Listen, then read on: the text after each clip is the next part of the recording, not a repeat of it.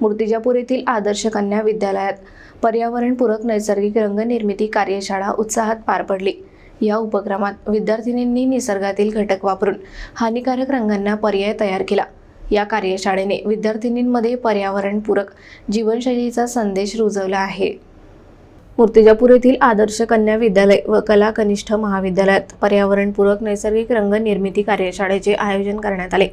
या कार्यशाळेचा उद्देश बाजारात उपलब्ध असलेल्या केमिकलयुक्त रंगांना पर्याय निर्माण करून विद्यार्थिनींना सुरक्षित रंग बनवण्याच्या प्रक्रियेशी जोडणे हा होता। या कार्यशाळेत विद्यार्थिनींना नैसर्गिक घटक वापरून रंग तयार करण्याचे मार्गदर्शन श्री प्रकाश निरखे यांनी केले। त्यांनी कडुलिंबाची भुकटी, हळद, गुलाबजल, चंदन, पालकाची पाने, कॉर्नफ्लोअर, बीट आणि पळसाची फुले या पदार्थांपासून विविध रंग कसे तयार करावे याचे प्रशिक्षण दाखवले।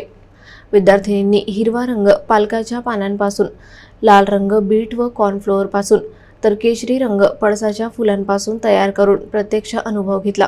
केमिकलयुक्त रंगांमुळे त्वचा आणि डोळ्यांचे नुकसान होऊ शकते, त्यामुळे नैसर्गिक रंग हा एक उत्तम पर्याय आहे। विद्यार्थिनींनी तयार केलेले हे रंग त्यांना भेट म्हणून देण्यात आले। शाळेच्या मुख्याध्यापिका सुवर्णा गावंडे यांनी विद्यार्थिनींना नैसर्गिक रंग वापरण्याचे महत्त्व समजावून सांगितले। या उपक्रमाचे अध्यक्ष सुहासराव तिडके आणि सचिव शिरीष तिडके यांनी विशेष कौतुक केले। हा अनोखा उपक्रम विद्यार्थिनींसाठी एक प्रशिक्षणपद आणि पर्यावरणपूरक संदेश देणारा ठरला। हा अनोखा उपक्रम विद्यार्थिनींसाठी एक शिक्षणप्रद आणि पर्यावरणपूरक संदेश देणारा ठरला।